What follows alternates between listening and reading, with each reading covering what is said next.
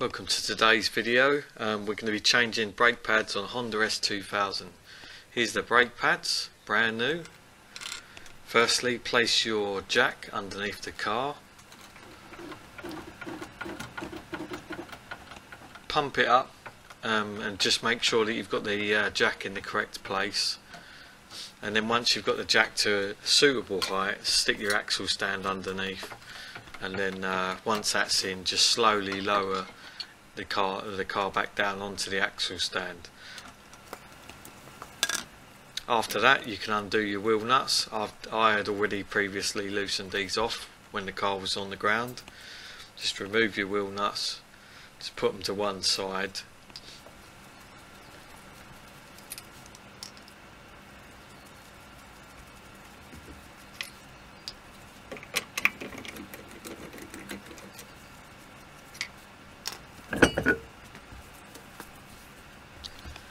Once the wheel's removed, you can start undoing the caliper bolts using a 12mm spanner.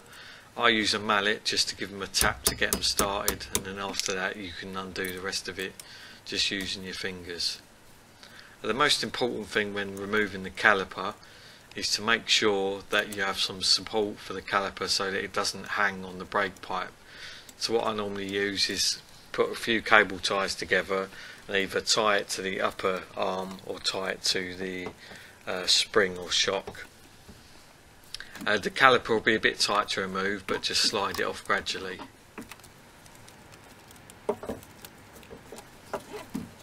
Once the caliper is secure, you can start cracking on with the job. These brake pads didn't really need changing. I did have a bit of squeal coming from them, but they still had plenty of material left.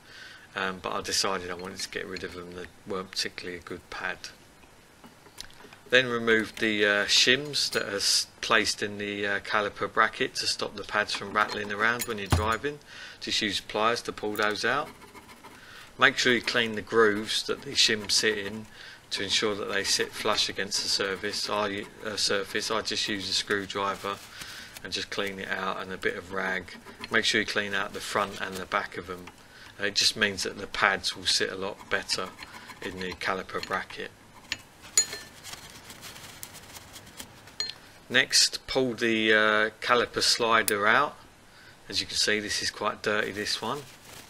Clean it up and then use some red rubber grease to lubricate the pin and slide it back in.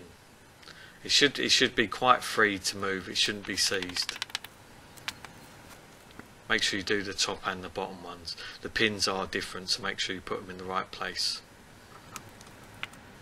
Next, you need to screw the piston back into the caliper to allow the new pads to be fitted. I use a G-clamp on the back edge of the caliper and then the adjustable bit in the centre of the piston to compress it. There's the new brake pads.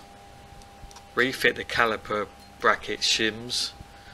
Just make sure they're seated properly before you attempt to fit the new brake pads. Just make sure they're all clean and there's no gunk in them. I use Ceratec brake pad grease just on the ears of the pads, just so to make sure they're nice and quiet. Just lubricate them with a sort of decent amount, but not too much. The pad should fit in the caliper bracket quite easily, you shouldn't have to force them.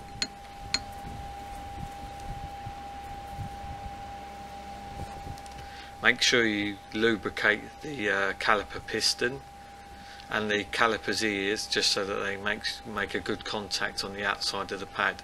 Once that's done, you can gently slide the caliper back over the brake pads and make sure it pushes fully home.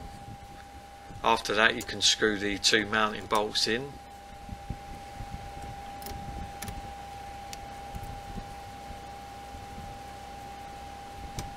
And then tighten them with a spanner and torque them to the correct value.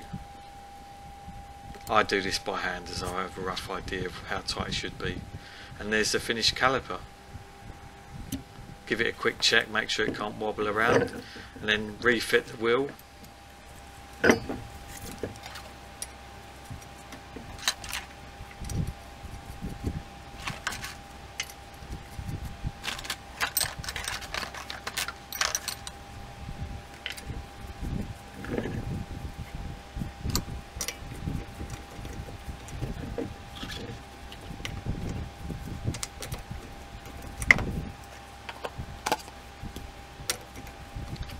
Once the wheel nuts are all refitted, it's just a case of lowering the car off of the axle stands and job done.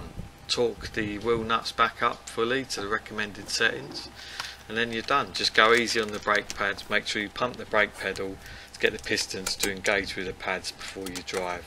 Hope you've enjoyed this video. Make sure you like and subscribe.